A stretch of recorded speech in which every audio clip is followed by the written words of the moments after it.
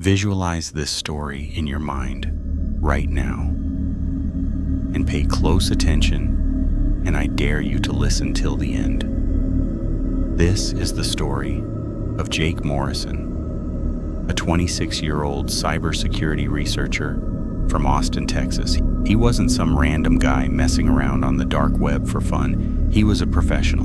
He'd worked with law enforcement before, helping them track down illegal marketplaces, child exploitation rings, human trafficking networks. He knew how to stay anonymous. He knew how to navigate the darkest corners of the internet without leaving a trace. Or at least, he thought he did. In March of 2024, Jake was hired by a private security firm to investigate rumors of something called red rooms.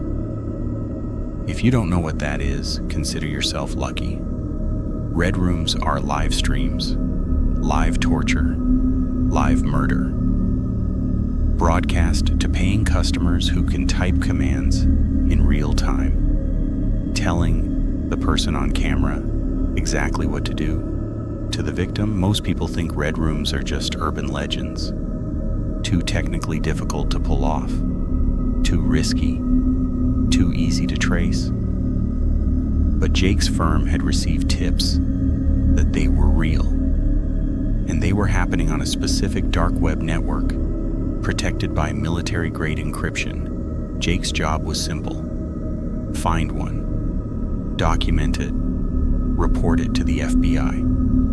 So he started digging. For 3 weeks, Jake dove deep into encrypted forums, hidden chat rooms, and invite-only networks.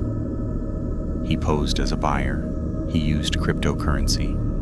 He covered his tracks perfectly. And then, one night at 2:47 a.m., he found it, an invitation sent to his anonymous account. You've been watching. Now you can participate. 10 BTC entry. Link active for 6 hours only. 10 Bitcoin. At the time, that was about $430,000. Jake's heart was pounding. This was it. This was what he'd been looking for. But he couldn't pay that. He didn't have authorization. He needed to report this immediately. But something stopped him. Curiosity. The need to know.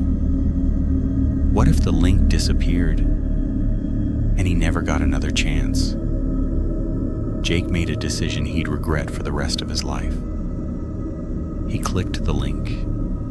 The page loaded slowly. Black screen. Then a live feed appeared. Low quality, grainy, but clear enough to see a small concrete room, gray walls, a single metal chair in the center. And sitting in that chair, tied with zip ties, gagged with duct tape, was a young woman, maybe 20 years old, terrified, crying, mascara running down her face. Jake felt sick. This was real. This was happening right now. Somewhere in the world, this woman was being held captive, and people were about to pay to watch her die. On the side of the screen, a chat box. Usernames were all randomized strings of numbers and letters, but the messages were in English. How much for the knife? I want to see her fingers first. Start with the nails. Jake's stomach turned. He immediately started screen recording, capturing everything. This was evidence. This would shut the whole thing down. But then a new message appeared, different from the others, highlighted in red. User 4739201 has not paid. Stream will end in 60 seconds. Jake's blood ran cold. They knew. They knew he hadn't paid. But how? He was using Tor, VPN, encrypted routing, There was no way they could. Another message. This time private, sent directly to him. We know who you are, Jake Morrison. We know where you live. 4217 Maple Street, Austin, Texas, apartment 3F. You have 30 seconds to pay, or you become the next stream. Jake's hands froze over the keyboard. His real name, his real address. They'd bypassed everything, every layer of protection he'd set up. They knew exactly who he was. He looked at the webcam on his laptop. The little green light was on. He hadn't turned it on. In the chat, another message appeared. Smile for the camera, Jake. And then, on the live stream, the image changed. It wasn't the woman anymore. It was him, his own face, staring back at him from his own webcam, broadcasting live to everyone watching. The chat erupted. New participant. He's a researcher. Let's make him watch. Jake slammed his laptop shut. He ripped the power cable out. He grabbed his phone to call the police, but before he could dial, his phone buzzed. A text from an unknown number. Hang up and we'll kill her faster. You're going to watch, Jake, or we'll make sure everyone you know watches you. Attached to the message was a photo. Jake's apartment, taken from across the street, showing his window, his silhouette inside. Someone was outside right now, watching him. Jake's mind was racing. He couldn't call the police. He couldn't run. If he did anything, they'd know. They were in his devices. They were outside his building. They had complete control. His laptop screen flickered back on by itself. The stream was still playing. The woman was still there, still crying. And a new message appeared in the chat. Jake Morrison, cybersecurity researcher. Here to save the day. Let's see if he can save her. A countdown appeared on screen. 10 minutes. And below it, a command prompt. Type your choice. Fast or slow. Jake felt bile rising in his throat. They were making him participate, making him choose how this woman would die. If he didn't, they'd come for him. If he did, he'd be complicit. He tried to close the laptop again. It wouldn't close. The hinge was locked somehow. He tried to shut it down. It wouldn't respond. He tried to break it, smash it, destroy it. But his hands wouldn't move. He was frozen, paralyzed by fear. The countdown hit 5 minutes. In the chat, Jake isn't playing. Let's make it interesting. A new video feed appeared. Split screen. On one side, the woman in the chair. On the other side, Jake's neighbor, Mrs. Chen, the 68-year-old woman who lived next door. She was in her apartment watching TV, completely unaware that she was being broadcast to a dark web murder stream. The message was clear. If Jake didn't choose, they'd take someone else. Jake's hands were shaking so badly he could barely type. He wanted to vomit. He wanted to scream. But he couldn't. Because he knew if he made a sound, if he did anything to alert anyone, they'd know. So he typed, fingers trembling, tears streaming down his face. Fast. The moment he hit enter, he hated himself. He'd just killed someone. He'd participated. He'd done exactly what they wanted. The stream went black for a moment. Then, text appeared. Good choice, Jake. Now you're one of us. And then the feed cut.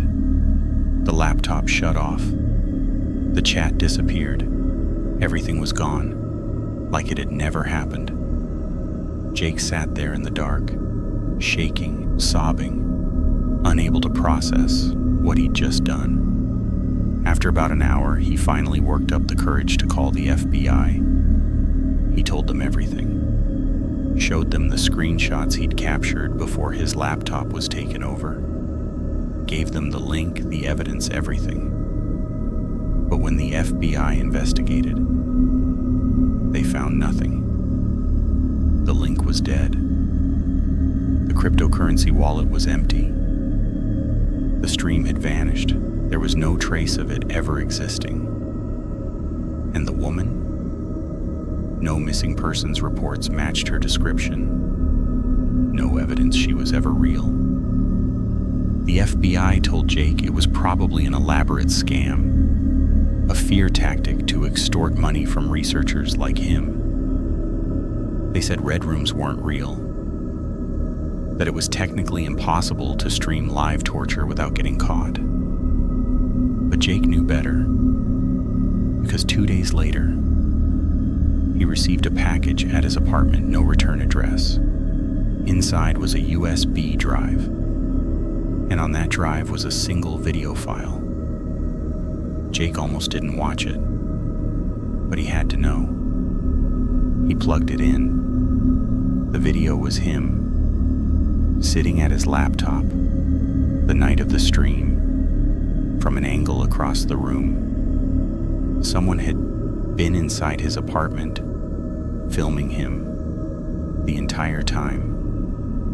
And at the end of the video, the camera zoomed in on his face, on the exact moment he typed FAST, on the moment he made his choice. And below it, text appeared, "Thank you for your participation. You're now a lifetime member.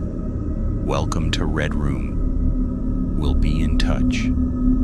Jake never recovered. He quit his job, moved out of Austin, changed his name, got rid of every electronic device he owned. But it didn't matter, because 3 months later, he was walking through a grocery store in a small town in Montana, and he saw it on someone's phone. Just a glimpse, a chat interface, a familiar black screen, and for just a second, he swore he saw his own face. Someone, somewhere, was still watching him, still streaming him, still waiting for him to do something interesting enough to broadcast. Jake doesn't leave his house anymore. He keeps all his windows covered. He doesn't own a phone, a computer, or anything with a camera. He writes letters by hand. He pays for everything in cash. But sometimes, late at night, he hears it, a faint clicking sound, like a camera shutter. And he knows they're still there. Still recording, still waiting. Because once you enter a red room, you never really leave. You just become part of the show. And here's the worst part, the part that should terrify you. Jake was a professional. He knew how to stay anonymous. He knew how to protect himself. And they still found him in minutes. So what do you think happens to people like you? People who click random links? People who browse the dark web out of curiosity? People who think they're safe because they're using incognito mode? They're watching right now. They know who's listening to this story. They know who's curious enough to search for Red Room after hearing this, and they're waiting. So go ahead, open Tor, search for it, see what happens. But just remember, the moment you find it, it finds you back. And once it has your face, once it has your location, once it knows who you are, you don't get to be a viewer anymore. You become the show. Tell me in comments, did you like this story? And for more, don't forget to subscribe, and I'll see you in the next one.